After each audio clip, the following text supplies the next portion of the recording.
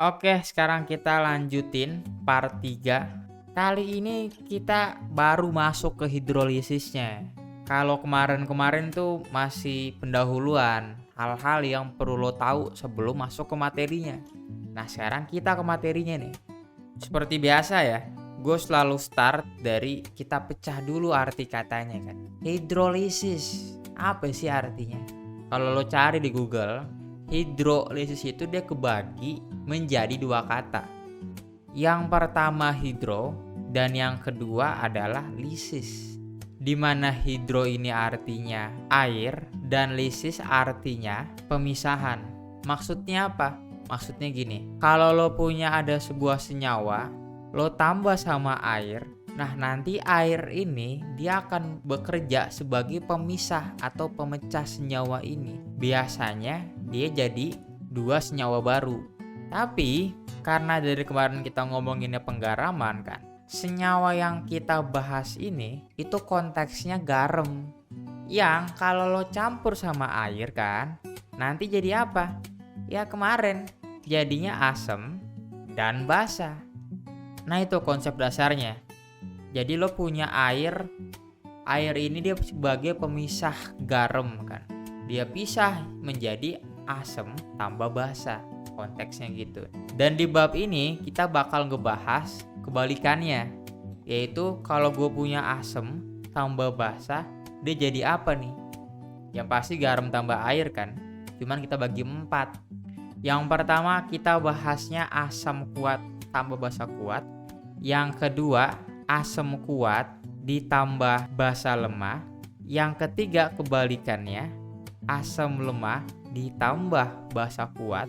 Dan yang keempat dua-duanya lemah, asam lemah tambah basa lemah. Kak, kenapa harus dibagi 4 ini kak? Toh kan nanti hasilnya sama-sama garam tambah air kan? Baik nomor 1, 2, 3, 4 pasti outputnya garam tambah air juga. Tapi kenapa harus dibagi jadi 4? Ternyata dia beda di hidrolisisnya gengs. Yang paling atas ini dia bakal disebut tidak terhidrolisis. Kok gitu kak? Kan dia kuat tambah kuat kak. Kok malah jadi enggak terhidrolisis kak? Santai, simpen dulu.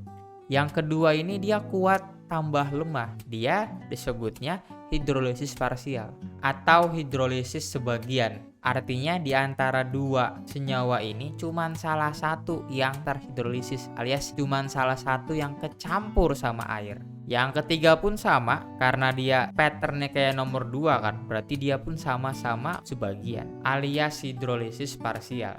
Nah dan yang keempat dia dua-duanya lemah, dia nanti disebutnya hidrolisis total. Ini kalau lo perhatiin nih patternnya, harusnya udah kebayang nih gengs.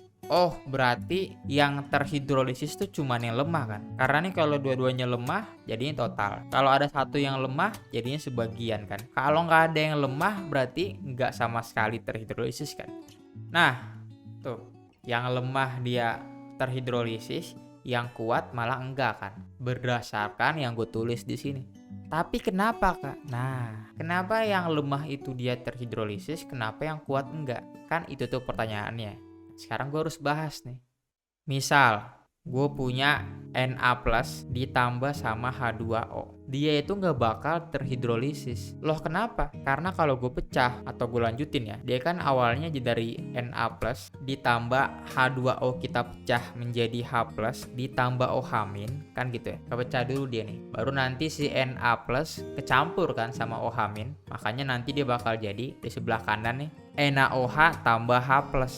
Kan gitu ya. Nah, tapi karena NaOH ini dia basa kuat, artinya dia terionisasi sempurna. Itu kan yang membedakan antara kuat dan lemah kan, kuat itu pasti terionisasi sempurna, sedangkan yang lemah tidak kan. Nah ini kita punya basa kuat nih, NaOH. Nah pasti dia kan terionisasi sempurna. Artinya apa? Artinya dia bakal kepecah lagi jadi ion-ionnya. NaOH ini dia bakal jadi Na+ tambah OH- lagi.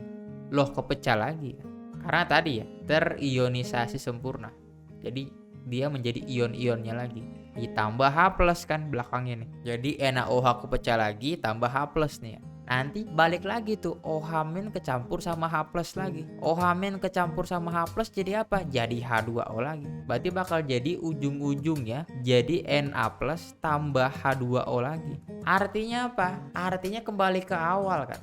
Nanti ke awal kalau lo mau lanjutin boleh. H2O jadi H+ tambah OH- lagi. Nanti OH- ketemu sama Na+ jadi NaOH tambah H+.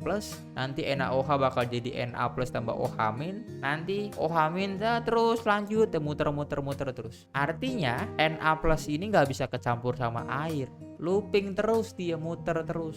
Sekalinya jadi NaOH kan, NaOH-nya kepecah lagi kan, karena dia terionisasi sempurna. Itulah kenapa yang kuat-kuat gini dia nggak bisa kecampur sama air. Karena tadi ya poinnya, dia itu pasti kepecah lagi jadi ion-ionnya karena dia terionisasi sempurna. Itu poinnya. Sama juga kalau misalkan lo punyanya konjugasinya asam kuat ya, misalnya SO4 2-. Dia pun sama, nggak akan terhidrolisis juga. Loh kenapa? Sama kayak yang di atas ya cara berpikirnya. Yaitu dia terpecah menjadi H+ ditambah OH- kan gitu ya. Nah nanti SO4 2- ini kan kecampur sama H+ ya, nggak mungkin sama OH- dong, harus yang beda tanda kan. Nanti dia bakal jadi H2SO4 kan, campuran antara SO4 tambah H+ ditambah OH- kan yang belakang. Kak, kok jadi gini kak, jadi H2SO4? Jangan lupa ya, ini SO4 2- gue campur sama H+. Ini 2-, ini +1. Supaya sama muatannya, si H ini gue kali 2 kan gitu. Makanya H-nya jadi 2 kan. Tadinya di depan sini, nanti H-nya pindah ke belakang jadi indeks kan gitu. Makanya H2SO4. Nah dari sini nanti kan karena H2SO4 adalah asam kuat, dia terionisasi sempurna. Artinya kepecah lagi pasti jadi muatan-muatannya, jadi ion-ionnya. Yaitu pasti jadi H+ tambah SO4 2- lagi tambah OH- lagi. Nanti H+ kecampur sama OH- bakal jadi SO4 2- sendiri lagi ditambah H2O lagi. Loh artinya kembali ke awal. Nanti sama kayak di atas tuh logiknya. Kalau kembali ke awal, nanti H2O kepecah lagi jadi H+ tambah OH-. Terus aja ngulang-ngulang, ngeluping. Artinya kita bisa artikan SO4 2- itu nggak bisa kecampur sama air. Karena pun kalau dia kecampur, nanti kepecah lagi. Artinya nggak jadi kecampur, jadi kepisah lagi. Itulah kenapa tadi kita bilang kan, yang kuat itu tidak terhidrolisis, tapi yang lemah iya. Loh kenapa yang lemah iya? Contoh, CH3COO- ditambah H2O. Ini dia terhidrolisis. Loh kenapa? Karena H2O kan dia bakal jadi H+ dan OH- kan kalau kita pecah nih. Dan pasti yang bercampur dengan CH3COO- kan pasti yang plus ya. Nggak mungkin yang negatif kan. Nanti CH3COO- kecampur sama H+ jadinya asam asetat kan, alias CH3COOH. Ditambah jangan lupa OH-nya.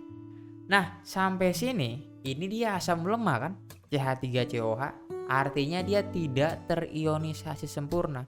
Artinya, mungkin aja nanti dia kepecah lagi. Mungkin dia jadinya CH3COO- tambah H+ lagi, terus tambah OH- di belakang. Nanti H+ campur OH- jadi H2O. Mungkin aja jadi looping lagi. Cuman karena dia tidak terionisasi sempurna, nanti ada saatnya si CH3COH ini nih, dia nggak kepecah lagi jadi muatan-muatan ion-ionnya gini. Jadi jadi CH3COH tambah OH-.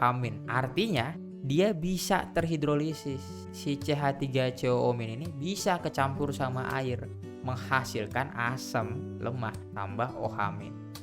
Kelihatan ya gimana bedanya ya. Yang atas itu dia karena kuat, artinya sampai akhir pun, sampai reaksinya selesai, sampai habis nih, tetap gak akan kecampur SO4 2- sama H2O karena pasti kepecah lagi. Kalau yang bawah nanti ada bagian yang dia itu udah fix gak akan kepecah jadi CH3COO- tambah H+ karena gak semuanya yang terionisasi kan, ada bagian yang tidak kepecah lagi, makanya dia mungkin untuk kecampur sama air. Makanya yang lemah itu dia bisa kecampur sama air. Itulah kenapa kalau yang atas kita punya kuat tambah kuat nih, dia jadinya tidak terhidrolisis karena dua-duanya kuat. Yang kedua dan yang ketiga, dia disebutnya parsial karena yang kedua itu basanya lemah, yang ketiga asemnya lemah. Salah satu di antara mereka tuh ada yang lemah, makanya parsial. Kalau yang keempat, dua-duanya lemah. Artinya si asemnya itu bisa dan boleh kecampur air, dan basanya pun bisa dan boleh kecampur air. Makanya total disebutnya. Jelas ya logiknya? Kalau jelas gue pengen kasih contoh soal buat kalian. Ya lo pikirin ya.